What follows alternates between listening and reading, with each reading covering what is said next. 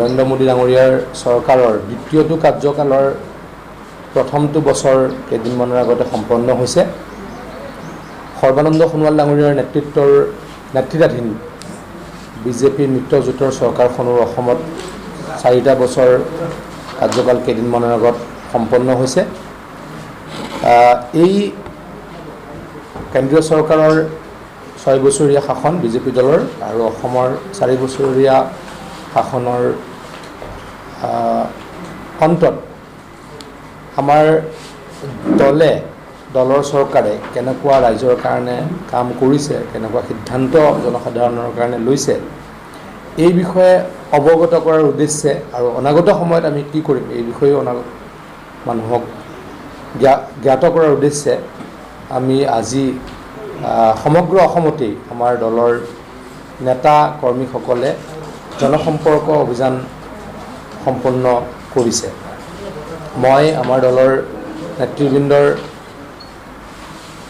আহ্বান মৰ্মে আপোনালোকৰ এই ওদালগুৰিত আহি উপস্থিত হ'লোঁ আৰু প্ৰায় 13 ঘৰ মানুহৰ ঘৰত আমি গৈ তেখেতলোকক আমাৰ দলৰ ফালৰ পৰা পঠোৱা নৰেন্দ্ৰ মোদী ডাঙৰীয়াৰ হস্তাক্ষৰিত এখন চিঠি প্ৰত্যেককে দিয়াৰ ব্যৱস্থা কৰিলোঁ আৰু সকলোকে আমাৰ দলক আশীৰ্বাদ কৰিবলৈ সহায় কৰিবলৈ অনুৰোধ জনালোঁ। মই আপোনালোককো অনুৰোধ কৰিছোঁ যে এইখিনি সময়ৰ যি COVID-19ৰ মহামাৰীৰ আতংক, সেই আতংকৰ সময়ত আমি ইজনে সিজনক ভালদৰে লগ পোৱা নাই। প্ৰায় 2 মাহ ধৰি সমগ্ৰ দেশত সমগ্ৰ পৃথিৱীত লকডাউন আছিলে। মই কেইদিনমানৰ আগতো ওদালগুৰিলৈকে আহিছিলোঁ, কিন্তু আমি কাকোৱে লগ পাব পৰা নাছিলোঁ। আজি বহুদিনৰ পাছত দলৰে হওক বা ইয়াৰ স্থানীয় ব্যক্তিক লগ পাই অত্যন্ত সুখী হৈছোঁ। আৰু আমাৰ চৰকাৰখনে, অসম চৰকাৰখনে দুখীয়া ৰাইজৰ কাৰণে, বিশেষকৈ খেতিয়কসকলৰ কাৰণে, ছাত্ৰ ছাত্ৰীসকলৰ কাৰণে, বেমাৰীসকলৰ কাৰণে, ৰাস্তা পথৰ উন্নয়নৰ কাৰণে যি অভূতপূৰ্ব আঁচনি হাতত লৈছে, সেই আঁচনিসমূহৰ কাৰণে আমাৰ দলৰ সংগঠন আৰু শক্তিশালী হৈছে বুলি মই উপলব্ধি কৰোঁ। অনাগত সময়ত আমি আৰু ৰাইজৰ কাৰণে কাম কৰিম, ৰাইজৰ হৈ কাম কৰিম, সেই প্ৰতিশ্ৰুতি আজি আপোনালোকৰ যোগেদি অসমৰ ৰাইজক দিব খুজিছোঁ। আগন্তুক সময়ত ইয়াতে BTCৰ ইলেকশ্যন অনুষ্ঠিত হ'ব। আমি আশা ৰাখোঁ যে BTCত আমি এইবাৰ চৰকাৰ বনাবলৈ সক্ষম হ'ম আৰু BTCত ইয়াৰ জনসাধাৰণৰ স্বাৰ্থৰ হকে আমাৰ দলে কাম কৰিব। আমি সকলোৱে মিলি এখন নতুন BTC গঠন কৰিম, উন্নয়নৰ গতি তীব্ৰতৰ কৰিবলৈ। সেইখিনিয়ে মোৰ ক'ব লগা। কিবা থাকিলে আপোনালোকে সুধিব পাৰে। এতিয়ালৈকেতো আমাৰ প্ৰি ইলেকশ্যন মিত্ৰতা নাই, কিন্তু পৰৱৰ্তী সময়ত দলে যি সিদ্ধান্ত ল'ব, BPFৰ লগতো আমি এই মুহূৰ্তত মিত্ৰ হৈ আছোঁ। আমাৰ অসম চৰকাৰ AGP, BPF, গণশক্তি, ৰাভা আৰু বিজেপিলৈ আমাৰ চৰকাৰ চলি আছে। কিন্তু আপোনালোক সকলোৱে জানে BTCত আমি কোনো দলৰ লগত মিত্ৰতা কৰা নাই। আমি আশা ৰাখোঁ যে আমি যি 25টা ছিটত ইলেকশ্যন খেলিছোঁ, তাতে আমি প্ৰায় গোটেইকেইটাত জিকিম। গতিকে আমি অকলেই চৰকাৰ বনাব পাৰিম বুলি ভাবোঁ। গতিকে এই মুহূৰ্তত মিত্ৰতাৰ কথাটোৰ প্ৰশ্ন নাহে। ইলেকশ্যনটো অকলে খেলিম, কেণ্ডিডেট এনাউন্স হৈ গ'ল, আপোনালোকে জানে। আমি কওঁ 25টাত জিকিম, আমিতো চাই চিন্তিয়ে দিছোঁ। আমি 40টাত দিয়া নাই, আমি 25টাত দিছোঁ, চাই চিন্তি দিছোঁ। গতিকে আমি চান্স অফ ছাকচেছ আৰু উইনেবিলিটি চাইহে আমি টিকট আমাৰ দলে দিছোঁ। গতিকে 25টা জিকিম বুলিতো মই কনফিডেণ্ট। এটা দুটা হয়তো ইফাল সিফাল ক'ৰবাত হ'ব পাৰে, কিন্তু মোৰ বিশ্বাসটো কৈছোঁ। মই যেতিয়া আপোনালোকে দেখিছিলে নমিনেশ্যনৰ সময়ত মই তামোলপুৰ অঞ্চলত 3 দিন ধৰি বাহৰ পাতি আছিলোঁ। হাজাৰ হাজাৰ মানুহৰ অংশগ্ৰহণ আছিলে আমাৰ যেতিয়া নমিনেশ্যন দিবলৈ গৈছিলোঁ। গতিকে সেই কথাখিনিয়ে কি সূচায় যে BTCত বিজেপি দলৰ শক্তিশালী সংগঠন আছে। মোক বহুতে আনকি এনেকৈ কৈছিলে যে ইয়াতে লোকসভা নিৰ্বাচনত আমি অকলে খেলিব লাগিছিল, বিধানসভা নিৰ্বাচনত আমি অকলে খেলিব লাগিছিল, তেতিয়া আপোনালোক অকলে খেলিব লাগিছিল, তেতিয়া আমি বিজেপি দলকে ভোট দিলোঁ হয়। গতিকে মোৰ যিখিনি ৰাজনৈতিক সৰু জ্ঞান, সেইখিনিৰ মাধ্যমেৰে কওঁ যে BTCত যথেষ্ট আমাৰ সংগঠন শক্তিশালী।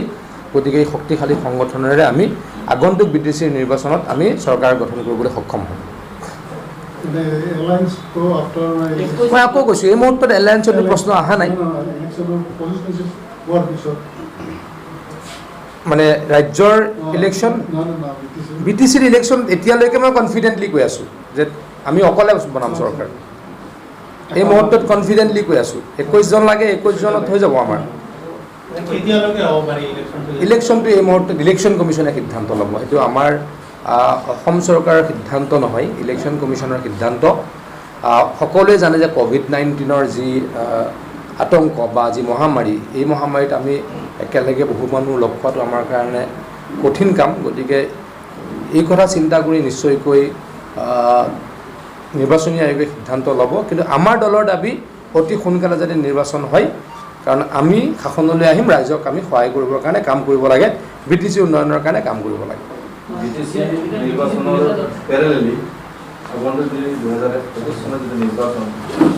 প্যাৰেলেলি 2021 চনৰ ৰাজনৈতিক তৎপৰতাও বা কেন্দ্ৰীয় পেনেলৰ প্ৰস্তুতি চলি আছে সব ডেফিনেটলি থাকিব 9 মাহ 10 মাহ আছে ডেফিনেটলি থাকিব প্ৰথম BTC তাৰপাছত আমি এইটোতো হ'বই নোৱাৰে যে অকল নিৰ্বাচন যেহেতু অতি সোনকালে হ'ব আমি নিৰ্বাচনৰ কাৰণে চিন্তা নকৰিম হ'বই নোৱাৰে কিন্তু এটা কথা মই আকৌ কৈছোঁ যে এই মুহূৰ্তত আমাৰ চৰকাৰখনৰ লক্ষ্য যে কোভিডক আমি নাইকিয়া কৰা অসমৰ ৰাইজক বচোৱা গতিকে এইখিনিৰ পৰা আমি ৰাইজক বচোৱাৰ পাছত আমি ৰাইজক যদি বচাব পাৰোঁ তাৰ কাৰণে কাম কৰিছোঁ তাৰ কাৰণে কাম কৰিম কিন্তু আকৌ কৈছোঁ নিৰ্বাচন যেহেতু আমাৰ দলৰ চৰকাৰে ৰাইজৰ কাৰণে কাম কৰিছে খিলঞ্জীয়াৰ কাৰণে কাম কৰিছে দুখীয়াৰ কাৰণে কাম কৰিছে গাঁৱৰ ৰাইজৰ কাৰণে কাম কৰিছে আমাক আকৌ অসমৰ ৰাইজে ভোট দিব আমি দ্বিতীয়বাৰৰ কাৰণে আকৌ অসমত চৰকাৰ বনাবলৈকে সক্ষম হ'ম আকৌ এবাৰ কৈছোঁ মই যেনেকৈ এইকাৰণে কৈছোঁ যে BTC নিৰ্বাচনৰ প্যাৰেলেলি 2021 চনৰ একে গতিকে অকল BTCত মই অহা নাই আজি মই পিজু হাজৰিকাহে BTCত আহিছোঁ কিন্তু আজি মোৰ সমষ্টিটো প্ৰদীপ ঠাকুৰীয়া বুলি আমাৰ দলৰ উপসভাপতি হৈছে মোৰ সমষ্টিটোত BTC নপৰে গতিকে ডেফিনেটলি দল এটাৰ ৰাজনৈতিক দল এটাৰ লক্ষ্য কি নিৰ্বাচনত জয়লাভ কৰা এইটোতো সাম্ভাব্য প্ৰাৰ্থী তালিকা মই নাভাবোঁ প্ৰাৰ্থী তালিকা কেন্দ্ৰীয় নেতৃত্বই সিদ্ধান্ত ল'ব নাই এইবিলাক পেনেল মিছা মই কৈ এইবিলাক পেনেল মিছা এইবিলাক কেন্দ্ৰীয় আমাৰ নেশ্যনেল কমিটি আৰু ষ্টেট কমিটিয়ে মিলি সিদ্ধান্ত লয় আৰু আকৌ কৈছোঁ যে উইনেবিলিটি চাই চান্স অফ ছাকচেছ চাই আজিকালি ইমান বেছি ডেভেলপ হৈ গ'ল আপুনিও বিজেপি দলৰ কোন কেণ্ডিডেট হ'ব আপুনি হয়তো ক'ৰবাত অংশগ্ৰহণ নজনাকেই কৰিব চলিব লাহে লাহে চলা আৰম্ভ কৰিব BTC 2021 চনৰ নিৰ্বাচনত বিধানসভাত BTC প্ৰাৰ্থিত্ব আগবঢ়াব লাগে চাওক এতিয়া সেইটোলৈকে আৰু 9 মাহ 10 মাহ আছে গতিকে এইটো যদি প্ৰিমেচিয়ৰ্ড হয় BTCত আমি অকলে খেলিছোঁ BTC ইলেকশ্যনৰ পাছত সিদ্ধান্ত হ'ব আমি কেনেকৈ কৰিম কিন্তু এটা কথা উপলব্ধি কৰোঁ খিলঞ্জীয়াসকল অসমৰ প্ৰত্যেকটো খিলঞ্জীয়া জাতি জনগোষ্ঠী দল সংগঠন সকলোৱে মিলি থাকিব লাগে যাতে আমি অসমত নিজক ৰক্ষা কৰিব পাৰোঁ আমাক যাতে বাহিৰৰ পৰা অহা ব্যক্তি অসমত আমাক উফৰাই পেলাব নোৱাৰে তাৰ কাৰণে আমি সকলোৱে চিন্তা চৰ্চা এই মুহূৰ্তৰ পৰা কৰিব লাগে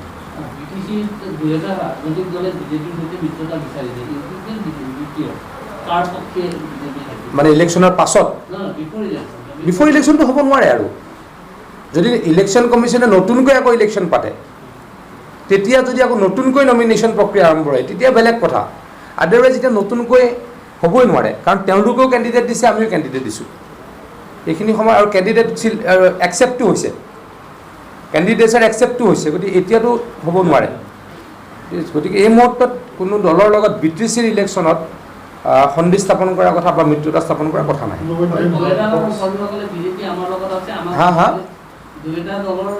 এইটোতো মানুহে কয় বিজেপি দল শক্তিশালী গতিকে বিজেপি সকলোৰে লগত আছে বুলি ডিমাণ্ড কৰে নহ'লেনো কিয় ডিমাণ্ড কৰিলে হয় বিজেপিৰ যদি মানুহে নাথাকিলে হয়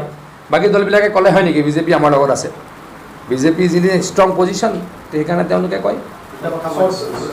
যিটো আজি যিটো অনুষ্ঠান জনসম্পৰ্ক আপোনালোকে বিভিন্ন ৰাইজৰ ওচৰত গৈছে এই কথাটো লৈ আমি কিছু কথা আচলতে আমাৰ ক'বলগীয়া আছে কেনেকুৱা আপোনালোকে জানিবলগীয়া আছে আজি আপুনি চৰকাৰ হৈ আছে অকল কিছু হাজৰিকা নহয় যে হ'ল আপুনি দলৰ হৈ আছে আমি দেখিছোঁ যে আজি 15 বছৰে 20 বছৰে একো একোজন কণ্ট্ৰেক্টৰে গুৱাহাটীত বহি তেওঁলোকে বিভিন্ন মানে আঁচনিসমূহ কাম কৰি আছে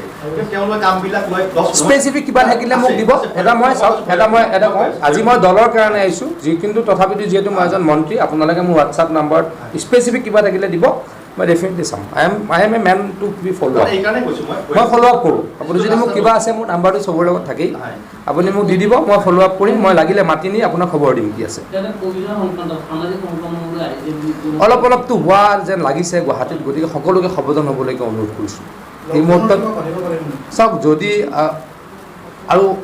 তীব্ৰ গতিত বাঢ়ে এতিয়ালৈকে তীব্ৰ গতিত বঢ়া নাই তেতিয়াতো দেখা যাব তেজপুৰত এজন ব্যক্তি একচুৱেলি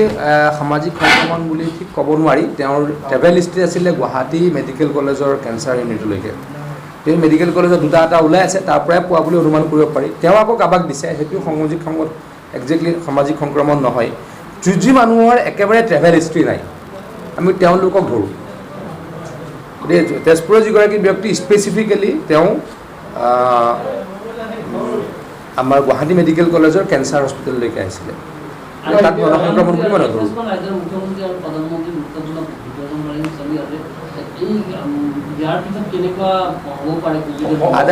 আদাৰ বেপাৰীক জাহাজৰ খবৰ সুধি কিবা লাভ আছে নেকি মুখ্যমন্ত্ৰী বহি আছে প্ৰধানমন্ত্ৰীৰ হিচিত মই সৰু মানুহ মই কেনেকৈ গম পাম আপুনি কৈছে যে এটা অসমত এটা সন্মানী বৰ্তমান লকডাউনৰ নীতি নিয়ম অলপ সেইটোতো মই আগতেও কৈ আছোঁ আজিও কৈ আছোঁ নীতি নিয়ম নামানিলে যদি কঠোৰ হ'ব লাগিব নীতি নিয়ম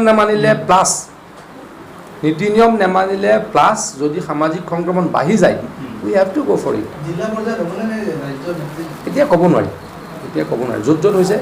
এনেটো দি লাভ নাই ঠিক আছে হ'ব সকলোকে এখন